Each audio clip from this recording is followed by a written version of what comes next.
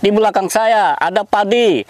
Padinya tanamannya unggul 9 ton per hektar. Kemudian ada jeruk, tumpang sarinya. Jeruknya seperti ini manis, sudah dinikmati oleh kawan-kawan semua. Kemudian di rumah mereka sudah ada sapi. Kemudian ada sayuran dan buahan.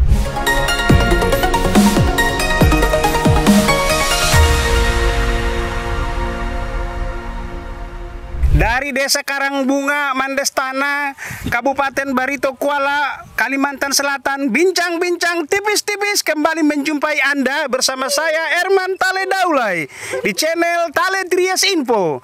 Di channel ini berbagai isu terkini yang menjadi perhatian publik dan narasumber yang kita hadirkan untuk membahas isu tersebut akan kita iris-iris menjadi tipis-tipis.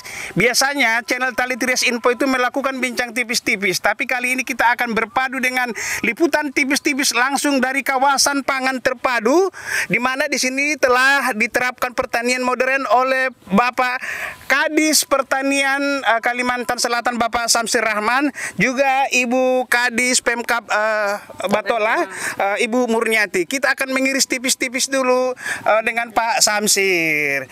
Pak, Kalsel ini kan dikenal secara nasional itu sumber daya alam dengan kekayaan mineral.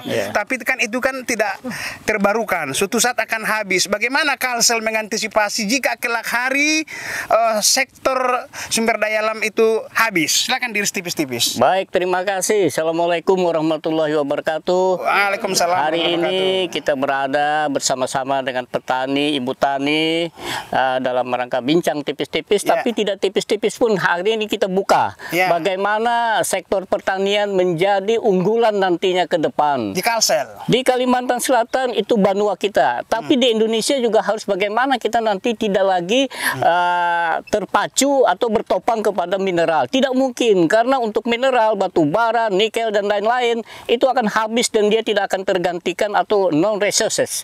Nah, untuk di banua kita Kalimantan Selatan, khususnya hari ini kita berada di Barito Kuala, dari dulu hingga sekarang, itu adalah unggulannya adalah pertanian.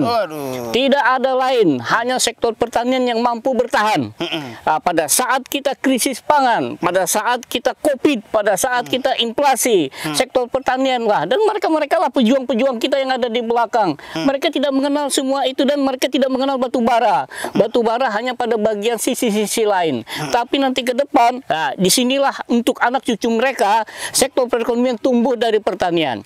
Nah, di sini kita akan mengembangkan lebih jauh lagi ke depannya untuk sektor padi. Kemudian ada lagi dengan tumpang sarinya jeruk. Kemudian ada buah-buahan dan sayuran. Ditambah lagi dengan sapinya.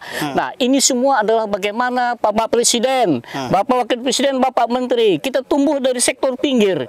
Bagaimana kita mengangkat. Tidak mungkin kita bertopang kepada kota. Karena petani-petani inilah yang membantu masyarakat-masyarakat kota semuanya. Di kota tidak ada lahan pertanian. Mereka yang mensubsidi bagi penduduk-penduduk kota. Bahkan nanti tidak hanya di kota, kita bisa subsidi kepada kabupaten-kabupaten lain yang lahannya tidak mencukupi untuk sektor pangan. Bapak Presiden, Bapak Menteri, tidak usah takut Pak, pangan kita sudah cukup ada. Mereka sudah bisa menyiapkan itu. Tanya saja, di rumah mereka itu sudah ada padi, sudah ada beras, mereka tidak perlu beli. Nah, nanti bagaimana distribusinya yang kita atur untuk ke kota, itu tinggal MOU, tinggal kerjasama antara pemerintah kabupaten. Ini nanti ke depan yang perlu kita perbaiki. Kemudian Bapak Presiden, kita sebenarnya tidak perlu impor Pak. Nah, kemarin kita impor 200.000 ton dari luar negeri. Nah, tetapi apa? Ternyata harga beras juga tidak turun Pak, tidak berpengaruh Pak. Nah, yang mempengaruhi itu apa? Yang mempengaruhi itu adalah kenaikan BBM. Nah, kenaikan BBM itulah yang kita polakan. Nah, Batola sebagai lahan rawa, dia sudah terbiasa mengolah di sini. Tinggal bagaimana kerajinan mereka, bagaimana mereka untuk ini dianggap sebagai istri kedua bagi Bapak Tani. Karena apa? Disinilah mereka untuk berusaha. Mereka meyakini bahwa dengan pangan saja mereka sudah mampu. Bagaimana 60 juta sebulan mereka dapat dari jeruk. Bagaimana dari padi? 60 juta setahun. 60 juta setahun dibagi 12, mereka 5 juta sebulan. Dari padi? Dari jeruk. Dari padi 45 juta. Ya. Nah, kemudian dari sapinya mereka dapat lagi 1 sampai 2 juta sebulannya. Dan ini bahagia mereka. Tinggal bagaimana sekarang pupuk tersedia apa tidak. Kemudian jalan usaha taninya nih, Pak Dirjen PSP. Nah, kami mohon bisa dibantu petani-petani kami agar nanti biaya produksi untuk mereka mengangkut untuk menjual dan lain-lain atau yang membeli ke sini itu harganya tidak menyebabkan turun. Nah, pada musim hujan mereka bisa diterbantukan dengan jalan yang bagus, bisa dibatuin. Ini jalan usaha tani Pak, Bapak Dirjen PSP, Pak Menteri, sangat perlu sekali untuk kami bantu. Terbatas untuk dana daerah, ya, dana APBD Barito Kuala, dana APBD provinsi tidak mungkin bisa semua. Nah, ini nanti ke depannya kita berharap menjadi sentra dan tidak boleh dirubah. Sudah ada undang-undang LP2B. Apabila kehilangan 1 hektar harus diganti 4 hektar. Itu kami pegang benar dan petani sudah ngerti semua. Mereka tidak akan menjual lahan ini. Tanya saya walaupun harga perumahan tinggi tidak mereka mau dia. Saya sudah tanya berapa kali. Ada lahan nggak di sini, nggak mau jual mereka. Nah, dan mereka tidak mau ke kota, Pak. Buat apa? Jual pisang goreng, jual kacang goreng, kacang hujang, nggak mau dia. Mereka maunya di sini hidup, ya. Nah, ini Pak. Apalagi yang mau ditanya? Pak, selama ini kan pertanian itu identik dengan lumpur dan miskin. Bagaimana Bapak mengubah stigma itu agar menjadi pilihan terhormat dan bermartabat, agar generasi muda, milenial berduin-duin masuk ke sektor pertanian, Pak Kadis? Jadi begini, itu harus kita komplitkan dari hulu sampai ke hilir. Kalau kita hanya berdiri di hulunya untuk menjual, nah mereka kan tidak mempunyai kemampuan untuk kemana menjual harga yang lebih tepat. Nah, untuk itu dari hulu ke hilirnya harus kita siapkan semuanya. Harus ada di sini dryer, pemanas pada iklim yang susah seperti ini, pada hujan mereka menjemur susah. Nah, harus ada dryer kita siapkan di sini. Nah, ini lagi Pak Dirjen PSP kita siapkan dryer di sini, Pak. Ini sudah berpuluh-puluh tahun dryer harus ada. Jadi mereka tidak perlu lagi nanti matahari tidak ada, Pak. Hari hujan terus. Nah, ini juga menunggu panen mereka. Mudah-mudahan mereka hanya dengan doa, Pak, mengangkat tangan kedua mereka ke atas ke langit meminta kepada Tuhan. Tapi ada orang lain yang bisa memberi dryer, kenapa tidak diberikan ke sini? Nah, ini salah satunya. Kemudian pangsa pasar ini kita masukkan, Pak. Barito Kuala itu harus menyiapkan dana pembelian gabahnya minimal 5 miliar. Jadi pada saat mereka panen itu dibeli oleh pemerintah daerah. Tidak hanya 7.000, kalau bisa 7.500 sampai 8.000. Nanti pada saat musim kita tidak tanam, tidak panen, kita lepas, Pak, kepada masyarakat kita semuanya. Nah, itu untuk membantu kawan-kawan petani. Kalau yang pedagang yang datang, tengkulak yang datang, bisa diturunkan harga sampai 6.000. Nah, kasihan mereka, apalagi jalan usaha tani seperti ini. Nah, inilah nanti, Pak, harus ada terpadu dari hulu sampai hilirnya. Intervensi pemerintah provinsi untuk memodernisasi pertanian apa, Pak Kadis? Baik, kita sudah usulkan ini, ya. Untuk dryer juga sudah kita siapkan. Tapi kan nanti melewati Komisi 2, mana yang disetujui oleh mereka, berapa yang dibutuhi oleh mereka. Kemudian untuk dana pembelian gabah, itu di provinsi sudah kita siapkan melalui BUMD. Nah, nanti di kabupaten juga harus ada BUMD-nya. Nah, karena kabupaten ini yang memiliki petani, kabupaten ini yang memiliki lokasi lahan, provinsi memfasilitasi. Kalau nanti diberikan oleh provinsi, saya berharap ada gandengan atau sandingan yang menggandeng untuk dari kabupaten. Nah, kalau kita dryer, mungkin dari kabupaten nanti apa yang diberikan? Apakah untuk bisa memanen bisa lewat kombain, ataukah dari Kementerian Pertanian? Intensifikasi gimana, Pak? Terkait agar 1 hektar kan misalnya rata-rata di Kalsel ini masih rendah loh, Pak, masih 3,6. Tapi di lahan tertentu seperti ini tadi saya tanya petani bisa 9 ton. Betul. Hektar. Coba tularkan dong ke tempat-tempat lain juga. Jadi begini, kita kan sudah ada program, program YES, ya. Program YES itu bagaimana kita menumbuhkan petani-petani milenial, petani-petani muda mau. Makanya Bapak tanya tadi bagaimana menggait petani-petani muda seperti yang naik 2 orang ini, dia bisanya mancing aja. Tapi dia tidak bisa untuk turun. Kenapa? Satu, kita tumbuhkan dia bahwa badan dia, kaki dia yang seperti ini itu bukan penyebab, tapi itu adalah karya mereka nanti sampai akhir tua. Mereka itu bekerja di lahan. Kakinya bertumbal-tumbal itu biasa, tapi dia mensubsidi untuk semua orang. Inilah amal jariah mereka. Oke, sekarang ke Ibu Kadis Pertanian Barito Kuala, Ibu Murniati. Coba iris tipis-tipis dulu areal ini, program Ibu dan ke depan seperti apa ini, Ibu Kadis? Jadi Barito Kuala ini merupakan sentra pertanian, ya, dan bisa dideklar sebagai kabupaten pertanian yang dimana ini mensuplai 20% kebutuhan pangan daripada Kalimantan Selatan.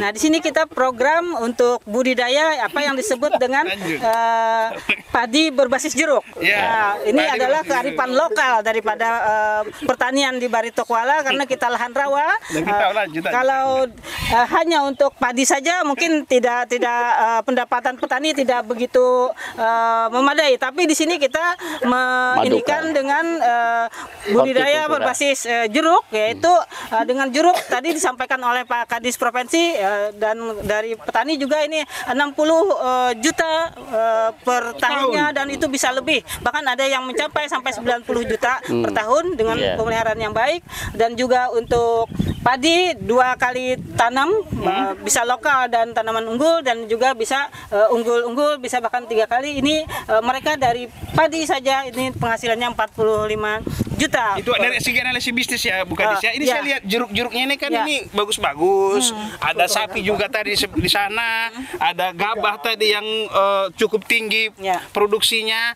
Gimana sih membangun korporasi atau jiwa wirausaha di petani agar jangan sekedar pekerja dong, harus punya jiwa wirausaha, bisnis. Apa intervensi Pemkab Batola terhadap itu? Ya, kita memberdayakan kelompok tani, Gapoktan, bahkan ada lembaga ekonomi pertanian di sini. Yang itu kita kembangkan dan ini juga mungkin membantu petani nanti di dalam pemasarannya. Nah, sekarang itu yang dibutuhkan petani sebenarnya adalah yang mereka tidak sanggup bangun seperti jalan usaha tani. Ini harus ada intervensi dan juga untuk pengairan pintu-pintu airnya harus terbaik. Ini sangat mempengaruhi. Walaupun ini sebagai prasarana, tetapi ini sangat mempengaruhi daripada pendapatan petani. Dengan jalan yang baik, ini tentunya pemasarannya lebih mudah ya.